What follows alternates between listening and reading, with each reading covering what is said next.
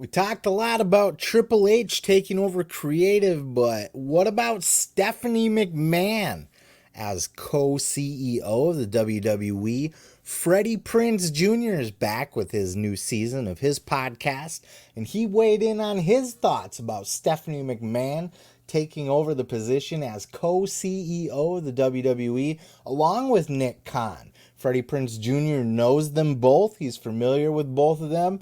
And he had an interesting point of view, an interesting perspective and opinion on what he thinks things will be like with Stephanie McMahon and Nick Khan in charge. Check out this clip. And I'll give him this. He was the company's agent before he came there. Nick was not the first choice. And I'm not guessing on this. I know it for a fact because I'm friends with their first choice who passed. Okay, I know him. Our kids go to school together. They're on the same football team. So that's how I know. He works at Fox Sports. He wasn't their first choice. So there's a lot of ego there. And with Stephanie, if she senses any threat to the kingdom her father built, I'm not playing, dude. Shane's not the one. Stephanie is a stone killer. She's a werewolf, but not just twice a month. Like, she could summon that power as soon as the sun goes down. And without you knowing, she will assassinate you, bro. Like, she is a stone killer, someone who should be regarded and at times feared, but always respected. So if there's plans for that, and if he did do something to get her dad out, she's not going to play games or mess around. The fact that they're still there together leads me to believe that he didn't, and that is more conspiracy theory stuff. But she doesn't play, bro. She'll die for that company, straight up. I like that Freddie Prinze is back in action. He took a little break. His podcast goes in seasons, apparently. I don't like that he's got some other dude on there that I've never heard of anymore. Apparently he's got a co-host now. I kind of liked the format of the earlier show where he was telling a lot of stories from his writing career, but now he says he's going to kind of switch to talking more about the current product. And he had a lot to say about this whole regime shakeup. And, he was one of those people that said, too, that he never thought he'd see the day that Vince McMahon retired, that he thought Vince would literally die in the chair at the gorilla position. And I think we all thought that. And honestly, he probably would have if he wasn't under so much scrutiny and scandal from all of this Wall Street Journal non-disclosure agreement, dick-sucking stuff going on. So, but his opinion, listen, he was pretty adamant that Stephanie is ruthless.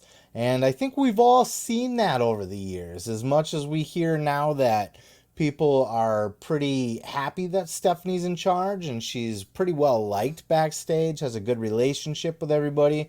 Maybe she's toned down a little bit, but I think us longtime wrestling fans know that Stephanie can be a cunt.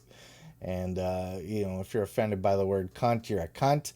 But Stephanie is a cunt. She's a mean, mean bitch when she wants to be.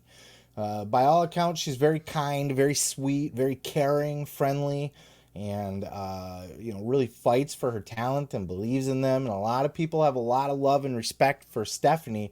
But we know that if she wants to turn it on, she's one of the last people you want to get into it with because she will cut your balls off without thinking twice.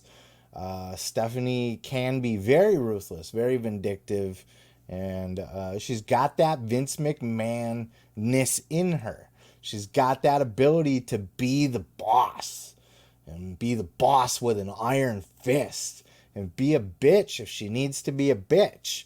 And, she can be kind when she needs to be kind and be a ruthless, heartless bitch when she needs to be a ruthless, heartless bitch. Then, I think that's perfect for her role as CEO. She needs both of those.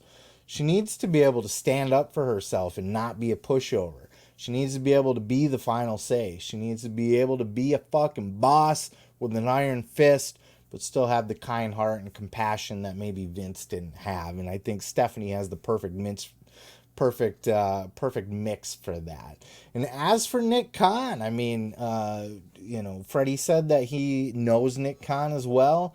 That Nick Khan's days as an agent. He was an agent for a lot of talent before, and just an agent in the entertainment business in general. A lifelong friend of The Rock as well. by all accounts, Nick's a pretty cool guy. We all kind of blame Nick for being the one behind all the the hundreds of cuts that WWE has had in the last couple of years, and possibly preparing WWE for a sale, which is still definitely something that's on the table. Though I think we're gonna want to see how all this Vince McMahon stuff plays out before we talk about any kind of sale, because nobody's gonna want to buy the product if there's all this scandal around it. All that's going to have to blow over and wash out, and things are going to have to return to a steady normal before I think we're going to really start to talk about people buying the WWE. But Nick Khan, I think this is a perfect team. We always run the risk when there's co-CEOs of stepping on each other's toes, or somebody's ego getting a little bit too big for their britches and some infighting going on, or people not really knowing who to go to, who's the final say. Too many cooks in the kitchen. But I think if Stephanie and Nick can work together and have that relationship where you do this and I'll do that, and we won't step on each other's toes. Certainly we can sit and we can give each other's opinions about things, but as long as one person is mainly focused on one part of it and the other is focused on another, I think that's the sweet spot. I think, where that falls in is Nick's got to handle a lot of the business stuff, a lot of the networks and the big money deals and all that kind of stuff. And I think, if he is allowed to do that and allowed to kind of do that without being stepped on or pushed out of the way, or being given contradictory thoughts and opinions by the McMahons, I think if he's going to be allowed to do that, and Stephanie is allowed to just kind of head up the product, we're going to be in charge of, the wrestling end of things and what's on TV and, merchandise and creative and all that stuff. Her and Stephanie, the Stephanie McMahon, the McMahon Helmsley era coming to fruition, if you will. I think they'll make a good team, but it will remain to be seen if they can coexist together.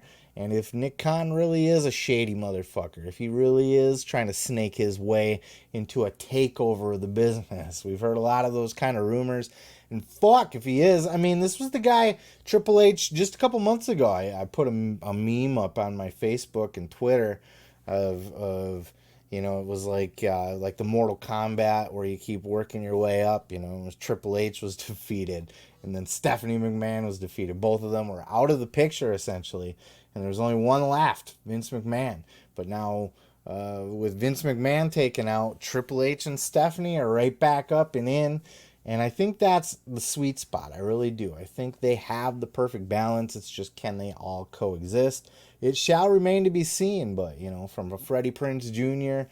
and other people that know Stephanie and know Nick Khan, they can be pretty ruthless and they can get the job done. They're nut cutters. And they're not going to take any shit. They're going to pick up where Vince left off. But if they can have that little bit of kindness and compassion and a better understanding of what the fans actually want to see, instead of Vince's bizarro world, fucking his own imagination of what he thinks sports entertainment should be, I think WWE is going to be in a very good place going forward. Let me tell you something, brother. You can check out full episodes each and every Sunday right here on this channel, dude. Don't forget to like, don't forget to subscribe, and don't forget to take your vitamins and say your prayers, brother.